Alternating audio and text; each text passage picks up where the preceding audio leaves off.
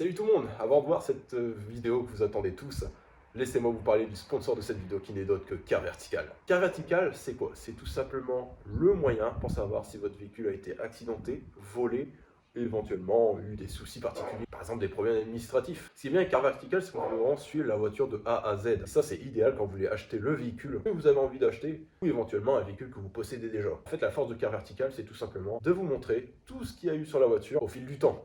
En fait, grâce à Car Vertical, j'ai pu voir que par exemple cette Peugeot 508, elle a été déjà accidentée. Ce qui est incroyable quand même avec Car Vertical, c'est qu'il y a des photos pour vous montrer tout ça. Alors oui, il manque juste un pare-choc, vous allez me dire, mais elle a quand même sévèrement tapé, parce que derrière ça a pris vachement cher. A eu un sacré choc à l'avant. Alors oui, le kilométrage est franchement nickel. Et quand on descend un peu plus bas, on voit comment ça a été chiffré au niveau des réparations, et ça a dû vraiment coûter cher.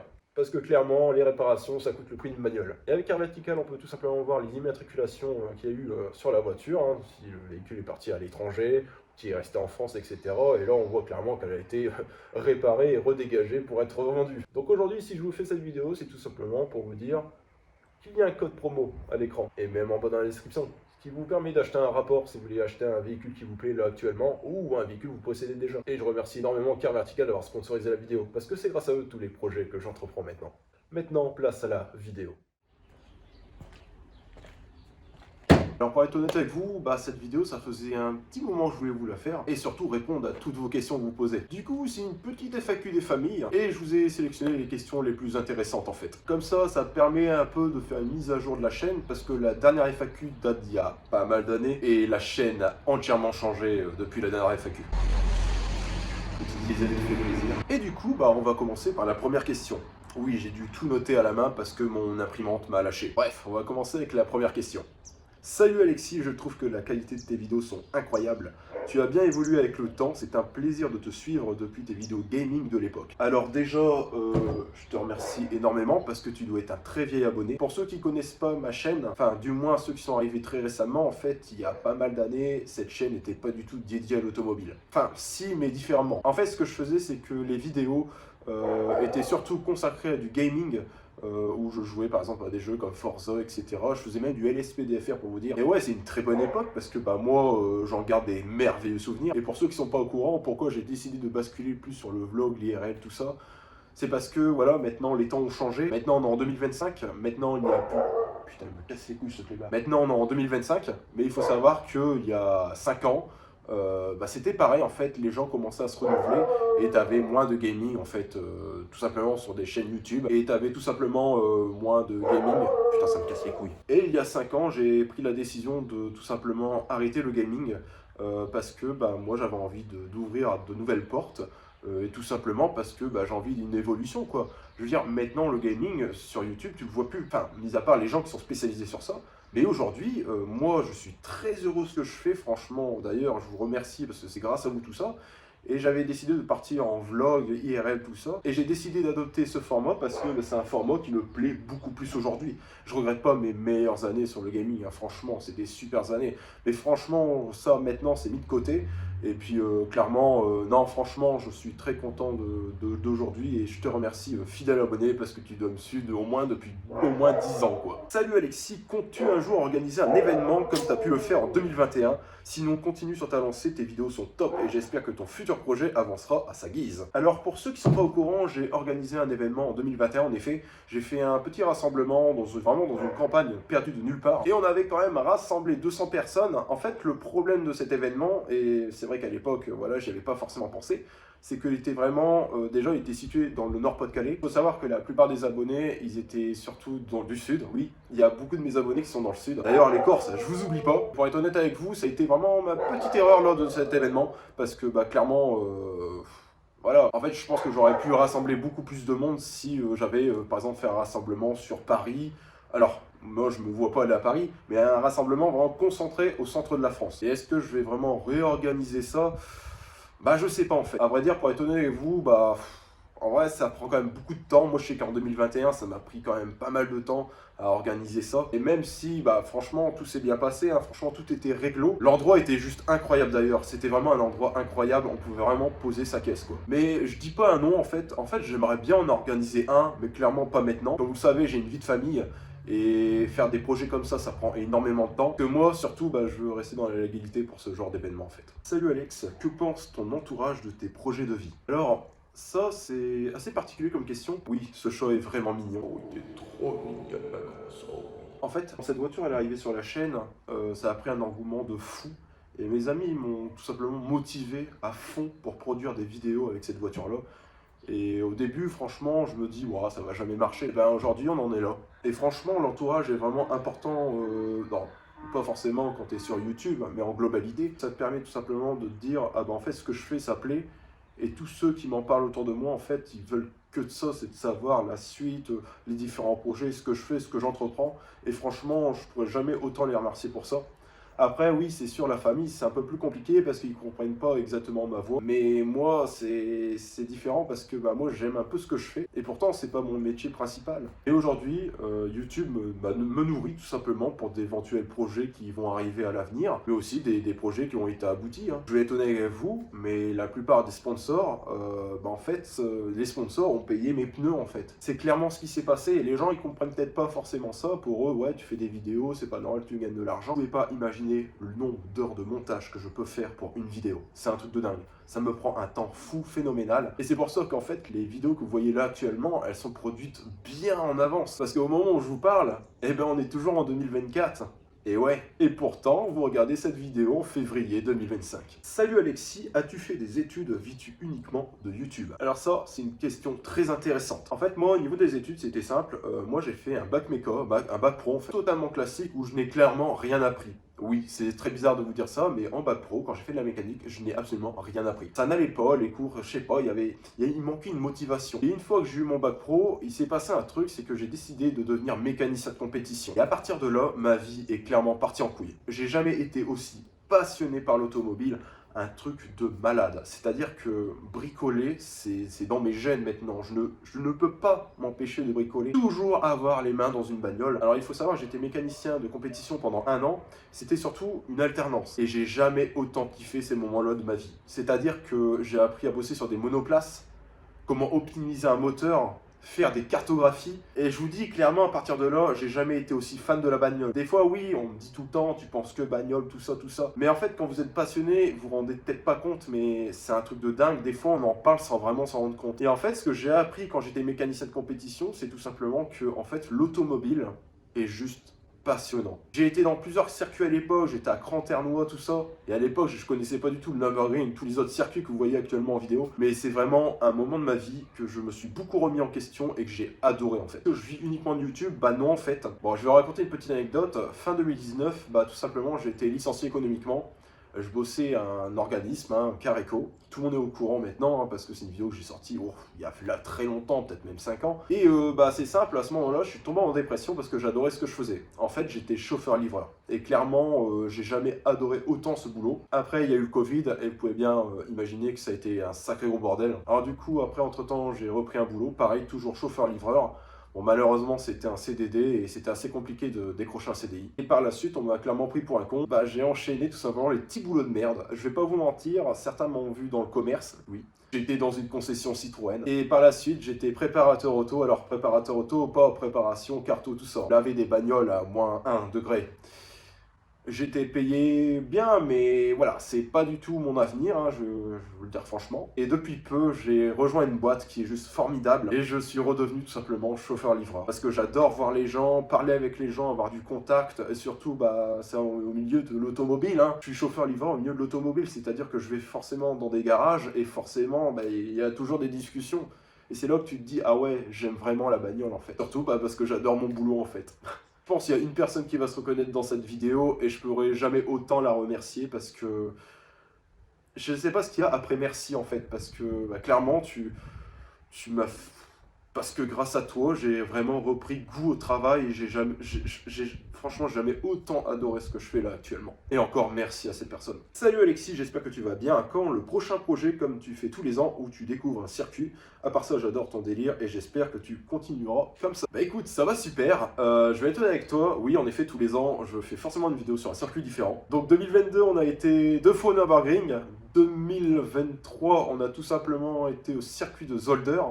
2024, on a fait l'Inas Montlhéry, qui est un super circuit, j'étais sur le cul, on en parlait tout le temps et tout, franchement c'est un super bon circuit. J'ai jamais vu un staff aussi formidable. Après je dis pas que les autres staffs étaient pourris, mais l'Inas Montlhéry, ça reste vraiment un souvenir vraiment... Parce que c'est toujours un circuit que je voyais à la télé. Un peu comme le Nürburgring, vous allez me dire. Mais là c'est différent parce que c'est un vieux circuit qui a une histoire juste dingue, qui a failli fermer il y a des années.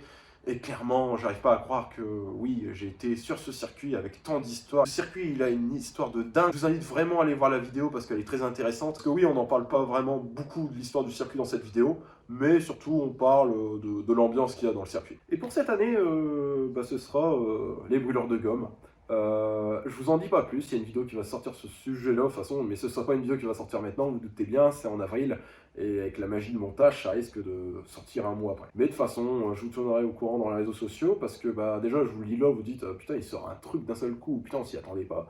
En fait, je vous ai déjà teasé sur Instagram, et beaucoup de personnes sont au courant, en fait. Salut Alexis, bravo pour le taf et les super vidéos. As-tu trouvé la remplaçante de la S3, étant donné que la S16 est clairement devenue une pistarde avec le temps? Alors là, à l'heure d'actuelle, alors oui, je pense avoir trouvé la remplaçante de la S3, sauf qu'elle est complètement différente de la S16. En fait, je pense que ça va être encore un petit temps de chargement dans ma tête afin de vous dire, est-ce que je prends vraiment cette voiture-là? Parce que comme je vous l'ai dit, c'est soit je prends cette voiture-là, soit un jour, il y a un mec qui me dit, je te donne ma caisse et tu fais ce que t'en veux.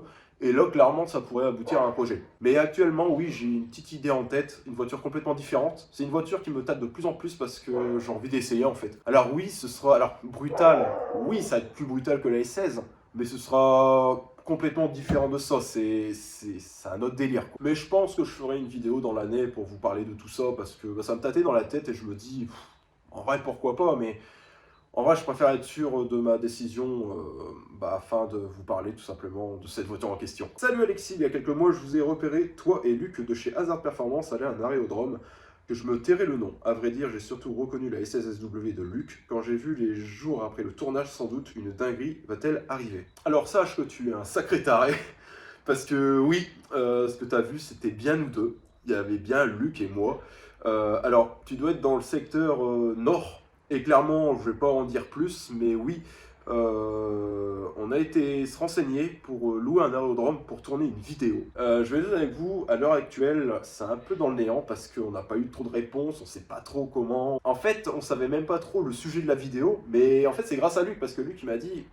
Écoute, imagine, hein, on peut aller sur un aérodrome tourner une vidéo. Dans ta tête, je pense que tu t'en rends pas compte, mais c'est un privilège de fou. Parce que moi, dans ma tête, je me dis, s'il se passe ça, je loue un mec qui fait un drone, on fait une vidéo de malade. Après, quand je dis qu'on s'est renseigné, c'est surtout moi, parce que Luc, il m'a surtout montré l'endroit, il m'en a parlé.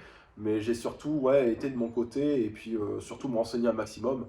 Mais ça pourrait faire une vidéo franchement sympatoche, parce que si ça viendrait à arriver, ce serait juste une dinguerie. Et bien sûr, cette même personne, bonne continuation, je te suis depuis le début, c'est toi qui m'as transmis la passion de la S16, alors merci. C'est moi qui te remercie parce que vous tous, franchement, c'est vous qui me motivez à faire des vidéos. Salut Alexis, déjà merci pour tes vidéos, tu m'as même motivé à acquérir une S16. Que penses-tu de l'inflation du marché de l'occasion? Alors déjà, vous êtes des milliers, j'ai l'impression, alors que c'est pas possible, mais depuis que je fais des vidéos avec la S16, vous êtes juste des gros tarés parce que vous achetez des S16. Donc moi je suis très content d'avoir transmis le virus parce que moi ça me fait plaisir parce que je m'attendais pas à un engouement aussi fou auprès de cette voiture et je peux que te remercier. Après qu'est-ce que j'en pense de l'inflation? Comment dire? C'est très compliqué parce que les voitures, c'est devenu n'importe quoi les prix. Les S16 aujourd'hui, ça vaut une couille. Et c'est vrai, c'est pas des conneries, ça vaut une couille. Aujourd'hui, une S16 en bon état, tu peux en trouver à 7000 balles. Moi, celle-là, je l'ai achetée 3000 balles. Je sais pas si tu te rends compte quand même. Donc, je sais pas si c'est une sorte d'inflation ou c'est parce qu'il y a des gens qui font des vidéos sur YouTube que le prix augmente. Parce que Boiserie fait des vidéos sur des E36 à l'époque, ça augmentait de prix. Je fais des vidéos sur des S16, ça augmente. Et même quand vous regardez d'autres youtubeurs, c'est un truc de fou. Ils font des vidéos sur une voiture, ça augmente. C'est complètement débile. Et pour répondre à ta question, oui, c'est complètement débile. Oui, c'est débile cette inflation. Je sais même pas ce que ça va devenir à l'avenir. Salut Alexis, que sont devenus les autos que tu as possédés auparavant? Waouh! Alors là, je vais quand même regarder si la batterie de la caméra fonctionne bien pendant un petit moment parce que j'ai de quoi vous dire. Alors c'est simple, si je vous parle de la 206, ma toute première 206 que vous connaissez, sans doute, même sûr pour les vieux abonnés, la HD Beat, comme je l'appelais tout le temps, ça je crois que je vais la basculer à la fin parce que j'ai beaucoup de choses à vous dire sur cette voiture. Sinon, on va aller dans l'ordre du reste, la 208 rouge, ça s'est très mal terminé parce qu'en fait je l'ai vendue et 2 jours après, on tape à ma porte, c'était la gendarmerie qui me disent que mon véhicule a été accidenté, que je dois aller au commissariat. En fait, alors, vous n'allez rien comprendre, mais en fait, ce qui s'est passé, c'est que la personne à qui j'ai vendu la voiture, elle a fait un délit de fuite, elle a fait un refus de priorité à droite. Et ce qui s'est passé, c'est que, en fait, elle s'est sauvée. La voiture est complètement éclatée, je vous mets les photos. Alors, ça date vraiment de 2 jours après la vente de la bagnole. Je suis sur le cul parce que, bon, à partir de là, vous allez voir, une malédiction commence à arriver. Et après, vous vous dites, comment ça se fait que les flics sont venus toquer à ta porte? C'est quoi le rapport? Tout simplement parce qu'elle a pas fait la carte grise. Alors moi, heureusement, j'avais des preuves, tout ça. Mais oui, vu qu'elle n'a pas fait la carte grise, l'auto était toujours à mon nom. Et apparemment, elle était fortement alcoolisée, cette personne. Donc clairement, oui, ça a mis en danger pas mal de personnes. Après, je vais vraiment pas vous en parler parce que clairement, c'est un sujet assez dur quand même. Parce que je me dis, putain, cette voiture, je l'avais conduite une semaine auparavant. Bon, elle est morte, c'est un peu compliqué, mais bon, ça fait bizarre quand même quand tu vends un véhicule et qu'il est accidenté quelques jours après. Après la C4, pareil, ça s'est très mal terminé parce que c'était un super délit, j'ai fait qu'une vidéo dessus, de souvenirs. Et franchement, ouais, j'étais en vacances, j'ai vraiment énormément roulé avec. Et j'ai fait 10 000 km, je crois au bout d'un an, je l'ai revendu. Et en fait, j'ai même un peu regretté en la revendant parce que je me dis, putain, c'est un délit parfait, j'aurais pu mettre un attache-remorque et j'aurais pu peut-être tracter la S16 un jour sur piste. C'est vrai que ça a été très dur quand j'avais pensé à ça parce que je me suis dit, putain, j'ai quand même été con de la vendre, mais j'avais besoin de sous à l'époque parce que je devais forcément financer un projet que vous allez voir après par la suite. Et que, ouais, clairement, bon, je regrette un peu, mais voilà. Et ce qui s'est passé, c'est que quelques mois plus tard, la voiture est accidentée. Et pour l'anecdote, c'est que la C4, je l'ai retrouvée accidentée dans mon parc automobile chez Citroën. En fait, c'est comme ça que je l'ai découvert, je l'ai reconnu avec la plaque. Alors, en fait, ce qui s'est passé, c'est que pareil, il y a eu un délit de fuite, sauf que c'est pas la personne qui est en tort, c'est une voiture qui a foncé sur la voiture et que malheureusement, elle est morte, un châssis complètement plié, j'avais jamais vu ça franchement. Ça me fait chier parce que pareil, une nouvelle fois, une voiture que j'aimais bien qui se retrouve complètement éclatée. Ensuite, la 208 GTI, alors ça vous l'avez jamais vu, je crois que vous l'avez jamais vu sur Instagram. C'est simple parce qu'elle a fait que 2 jours. En fait, cette voiture-là, je l'ai achetée aux enchères. Il y avait beaucoup de frais à faire dessus, il y avait les 4 pneus, il y avait les freins, il y avait le tendeur de chaîne. Et ça devait être le sujet d'un projet vidéo qui vraiment pouvait vous plaire, franchement, il n'y avait pas de souci. Même si je crache beaucoup sur le THP, clairement, c'est une vidéo qui vous aura plu. Malheureusement, 2 jours après, on me l'a volé. Alors, bien sûr, on l'a jamais retrouvé. Je vais pas vraiment m'étaler là-dessus, mais tout ce que je sais, c'est que c'est des Polonais qui l'ont volé. Et que, voilà, il y a une caméra qui a tout filmé et la voiture, on l'a jamais retrouvée. Et c'est con parce que, il y avait quand même pas mal de trucs à faire dessus. Et franchement, ça aurait pu faire un bon sujet de vidéo, histoire vraiment de la retaper à petit feu et tout. Mais malheureusement, voilà, elle fait plus partie des miennes. Et après, il y a eu la 208 marron. Alors ça, vous l'avez forcément vu dans la vidéo, ou je sais plus si je vous l'ai déjà montré en vidéo. Bref, sur Instagram, c'est sûr que je vous en ai parlé. Elle, c'est simple, j'ai gardé que 3 mois parce que c'était un super daily, mais pareil, je l'ai vendu parce que je devais financer un nouveau projet. Bon, après, je vais être honnête avec vous, cette voiture, il s'est rien passé à l'heure que je vous parle, hein, il n'y a pas eu d'accident quoi que ce soit. Clairement, je pense que oui, c'est une voiture, ouais, j'aurais voulu garder, mais en fait, si j'aurais su, j'aurais gardé la C4. Et je l'ai revendue parce que surtout, voilà, parce que moi, elle me servait juste un trajet, travail, maison, elle me servait que pour ça en fait. C'était juste un moyen de confort, histoire d'aller au boulot, quoi.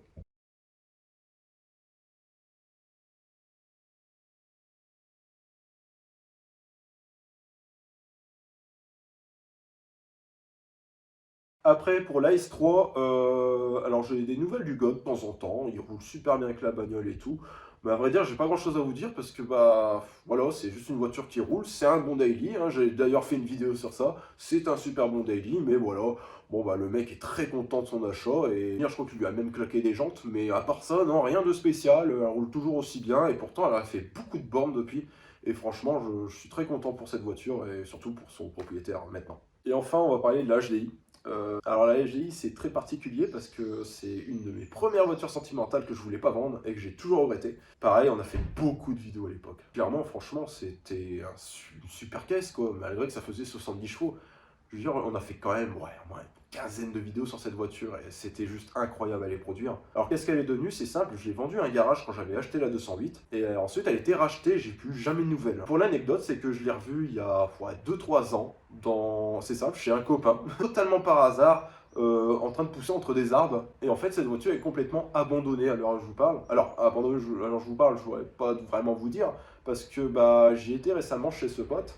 Et malheureusement, la voiture n'y est plus, donc je ne sais absolument pas du tout ce qu'est devenu la 206, ma toute première 206. Mis à part que je l'ai croisée de temps en temps, oui, j'ai pu la croiser peut-être 2-3 fois dans le secteur où elle habite ma mère, Mais clairement, mis à part ça, je pourrais pas vous dire grand chose à part de faire un petit quart vertical. Et encore, je pense qu'à part des nouveaux propriétaires, je pense pas qu'on en tirera grand chose parce que bah, la voiture n'est pas accidentelle. Alors je vous parle, je sais qu'elle avait beaucoup de kilomètres. Moi, je sais juste que le mec, il avait laissé l'autocollant Peugeot Passeport. Alors je sais, je pense que certains d'entre vous sont déçus, mais oui, en fait, la personne qui a racheté cette voiture bah, n'aime pas spécialement les bagnoles.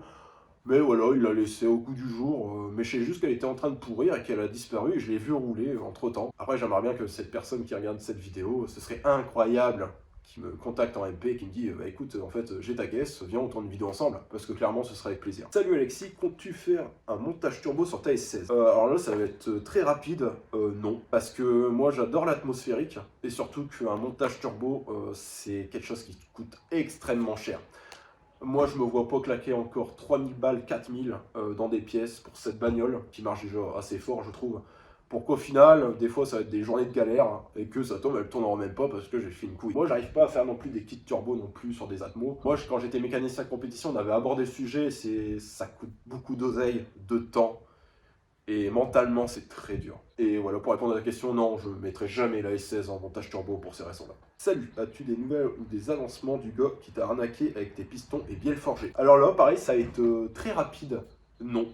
En fait, rien n'a avancé. On est au même stade que quand j'ai sorti la vidéo il y a quelques mois. On n'a aucune nouvelle du mec. Et on ne saura jamais où il sera. Il y a juste un abonné qui m'a envoyé une adresse IP de cette personne en question. Pour lui, c'est sûr que c'est lui, qui se trouve en Lituanie. Mais après, il suffit qu'il utilise un VPN et forcément c'est trompeur. Mais non, j'ai aucune avancée sur ce point-là. Je suis vraiment désolé, mais je sais que beaucoup se posaient la question, mais non, clairement, j'ai aucune avancée sur ce sujet-là. Peut-être que dans quelques mois, on va peut-être en reparler parce qu'on va savoir quoi. Que penses-tu de l'avenir de l'automobile en France Bah pareil, hein, je vais regarder la caméra parce que 9% c'est temps à en parler. Bah c'est simple, pour répondre à ta question, comme vous le savez, j'ai un enfant, j'ai très peur pour son avenir s'il aime les bagnoles. Parce que l'avenir de la voiture, ça pue clairement. Moi, quand je vois toutes ces voitures électriques, clairement, ça me fait clairement chier. Et moi, j'étais bercé dans l'essence. Comme vous savez, depuis tout petit, j'ai quand même adoré les bagnoles. Je me suis surtout mis à la méca il y a au moins plus de 10 ans.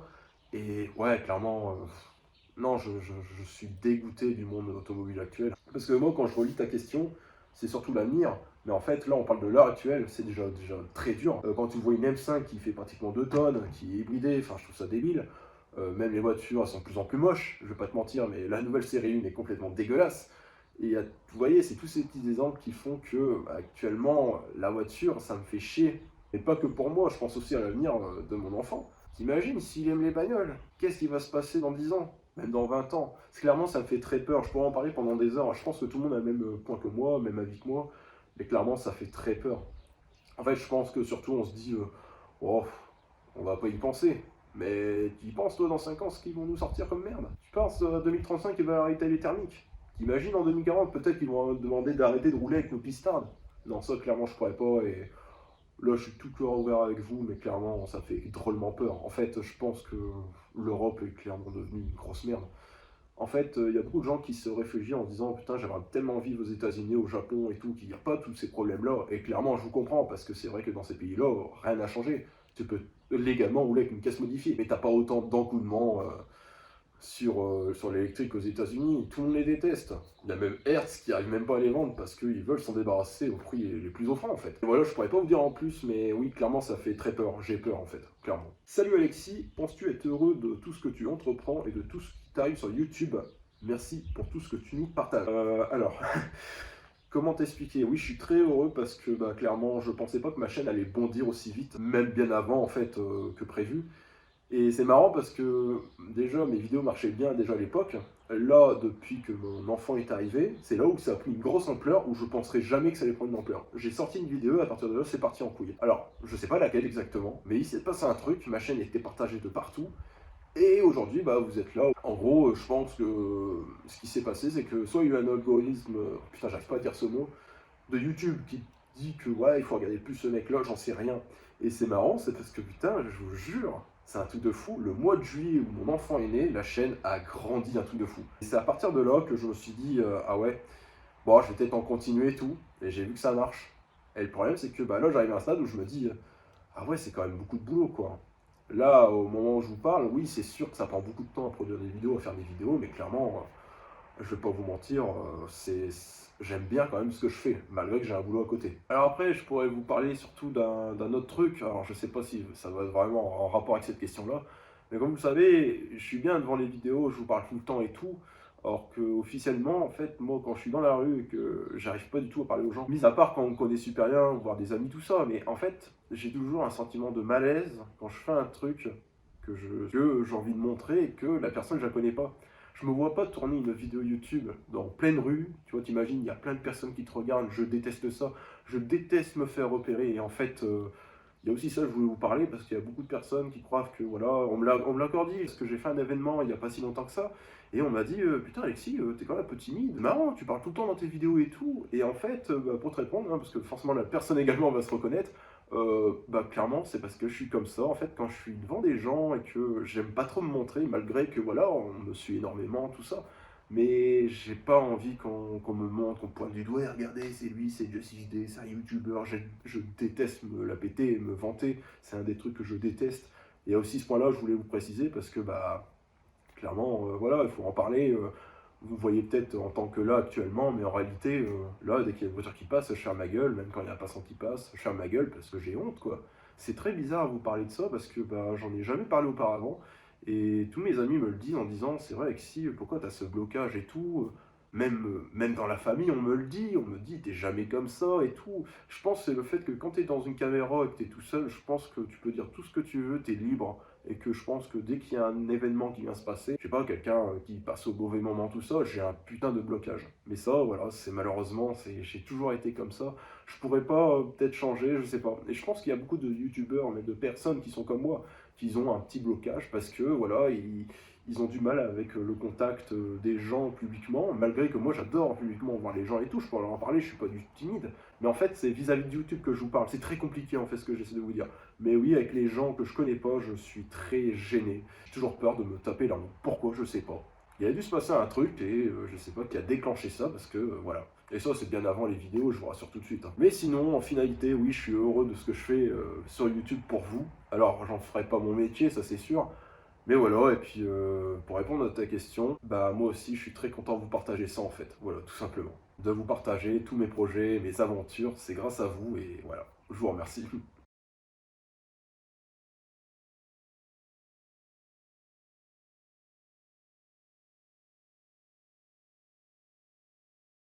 Salut Alexis, joues-tu encore aux jeux vidéo? Si oui, lesquels? Je vais être honnête avec toi, oui, je joue beaucoup aux jeux vidéo, enfin beaucoup, peut-être beaucoup moins maintenant, mais oui, je joue aux jeux vidéo. En fait, en ce moment, je vis le Carry Strict. Oui, c'est un truc de fou, ce jeu rassemble plein de trucs. En fait, je m'éclate plus dans ce genre de jeu que Forza. Forza, j'ai complètement arrêté. Solarcron, j'en parle même pas parce que j'ai joué que quoi, 20 heures et clairement, c'est le pire TDE qui aurait pu exister. Je m'en doutais un peu, mais voilà. Speedoo va vous en parler sans doute un jour. Imagine, il sort une vidéo sur ça. Oui, parce que pour ceux qui savent pas, j'ai toujours contact avec Speedoo. C'est lui que vous connaissez pendant... Ça va faire 10 ans maintenant que vous connaissez. Mais ouais, franchement, oui, les jeux vidéo, j'aime bien. Beaucoup moins, parce que forcément, j'ai un enfant maintenant. Bon, plus tard, de toute façon, il va se lancer là-dedans, je pense. Il va peut-être jouer aux jeux vidéo, et voilà, comme moi, mon enfance, comme tout le monde parmi vous, en fait. Et ça, de toute façon, c'est normal, c'est les choses de la vie, mais oui, les jeux vidéo, c'est toujours ma tasse de thé, il n'y a pas de souci avec ça. À quand la possibilité de faire une journée entre abonnés? Alors, j'y ai pensé, et j'ai eu une idée un peu plus facile en fait. Je vous ai dit auparavant dans la vidéo que voilà, j'avais organisé un événement en 2021 et ça prenait beaucoup de temps, c'était assez compliqué. Et voilà qu'un jour, j'allais sans doute refaire un événement comme ça, mais qui ça prendra beaucoup de temps, mais sûr et certain, ce sera pas maintenant. Mis à part si vraiment j'ai des moyens considérables qui arrivent d'un seul coup. Mais non, j'ai pas ça en tête pour l'instant. Moi, je préfère plus justement aller dans un événement et dire sur Insta, je suis sur cet événement, vous pouvez venir me voir si ça vous chante. Et à la rigueur, voilà, clairement venir me rencontrer et puis bah, discuter avec vous tout ça. Parce que pour moi, ça reste une bonne solution en fait en attendant un éventuellement événement que j'organiserai. Mais clairement, voilà, je pense pas que ce sera pas fait maintenant. Ça, c'est le seul truc que je peux vous dire. Et enfin, une question que vous m'avez beaucoup posée. Pareil, que je pense que ça va durer un petit moment, vous en parlez. Où est Brandon alias Big Nose? Pour ceux qui ne savent pas, donc c'est forcément vous êtes nouveau sur la chaîne, bah, j'avais un confrère à qui je faisais beaucoup de vidéos. Pourquoi je dis un confrère? Parce que pour moi, je le considère encore aujourd'hui comme un frère, et que cette personne, je la vois toujours, hein, je vous rassure tout de suite. La dernière fois que vous avez vu une vidéo avec Big Nose, ça date d'il y a 5 ans, quand on a été chercher ça et 16. Et après, bien sûr, les années d'avant, on a fait énormément de vidéos, on a fait des car vlogs, on a fait des vidéos gaming, on a fait beaucoup de live sur Forza. Je vous parle de ça, c'était les années 2015, même voire avant. Enfin, moi, je le connais depuis au moins plus de 15 ans, quoi. C'est vraiment depuis des années. Et ce qui est marrant, c'est qu'au fil du temps, des fois, on se reparle et on se dit, parce que cette personne, je la vois toujours, hein, je vous rassure tout de suite, on se reparle en disant, putain, est-ce que tu te souvenais de ça, de ça, de ça? Et des fois, on regarde des vieilles vidéos pour se remémorer les bons moments. Et ça, c'est un truc incroyable, les amis. Vous pouvez pas imaginer le bien que ça fait. Mais voilà, après, forcément, dans la vie, il y a des choses qui changent. Et entre-temps, lui, il avait déménagé, on se voyait beaucoup moins, en fait. Et surtout que maintenant, on a avancé tous les deux dans nos vies, ce qui fait que moi, aujourd'hui, voilà, je fais toujours des vidéos sur YouTube parce que ça a monté en flèche d'un seul coup, et surtout, ça vous plaît. Et lui, de son côté, Big Nose, lui, il a un boulot qui lui prend beaucoup de temps, c'est très compliqué. Et généralement, qu'on essaie de se revoir de temps en temps, parce que bon, je le vois quand même, allez, une fois tous les 3 mois, je vais être honnête avec vous, c'est très compliqué, parce que son boulot est très compliqué, ça lui prend énormément de temps, parce qu'avant, forcément, voilà, c'était plus facile. Et surtout que, voilà, chacun a sa petite vie tranquille, mais ouais, non, je vois toujours Big Nose, je suis pas du tout engueulé avec.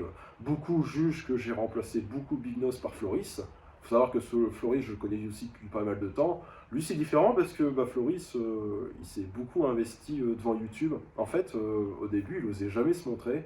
Et en fait, au fil du temps, c'était automatique. Et je crois que même lui, il s'en est pas rendu compte. Et à vrai dire, lui aussi, il m'aide beaucoup dans des projets. Mais c'est pas pour autant que j'oublie Big Nose. Moi, Big Nose, c'est celui qui a lancé clairement ma chaîne. Je veux dire, c'est celui auquel j'ai fait des sacrées vidéos que j'oublierai jamais. Et ça, non, je pourrais jamais l'oublier. Mais si un jour ça vous tente, on pourra faire une vidéo avec Big Nose pour savoir par exemple ce qui est devenu sa S16, parce que oui, il l'a toujours. Ou éventuellement, on vous parler de sa Lexus, parce que oui, en effet, il l'a toujours. Bon, sa Lexus, c'est très compliqué parce que c'est devenu un trésor de grange de Forza. Mais clairement, pourquoi pas vous en parler dans une vidéo un jour. Vous le dites dans les commentaires, les vieux abonnés, vous le dites, hein, on va une vidéo avec Big Nose, il n'y a pas de souci, essaye de s'organiser ça, et puis voilà, ça pourrait être sympatoche aussi. Bon, ça me permet de remémorer des bons moments également. Et voilà, c'était la toute dernière question. Alors, j'ai vraiment sélectionné les questions les meilleures à mon goût, clairement. Parce que, ouais, clairement, là, les questions que je vous ai citées, clairement, c'est les plus intéressantes et je pense que ça va beaucoup, ça va beaucoup vous répondre, parce qu'il y a plein de monde qui se posaient toujours les mêmes questions et clairement, ça, c'est les questions qui vont vraiment vous intéresser. Je remercie beaucoup Car Vertical d'avoir sponsorisé la vidéo parce que c'est grâce à eux tout ça. Oui, je vous l'ai dit auparavant, hein, Car Vertical, voilà, c'est pas juste un sponsor, c'est aussi un moyen de clairement m'aider dans mes futurs projets. C'est grâce à eux que j'entreprends beaucoup de projets, que également on va parler peut-être d'un projet futur. Mais ça, ce sera pas pour maintenant, ça c'est sûr. Mais voilà, je les remercie parce que ils sont d'une grande aide, vous pouvez pas savoir. Et surtout que leur service est vraiment au top, franchement, j'ai rien à dire dessus. Sur ce, je vous laisse, je vous souhaite tout simplement bonne soirée, journée, je sais pas quand vous allez regarder cette vidéo. Et sur ce, je vous laisse, ciao ciao.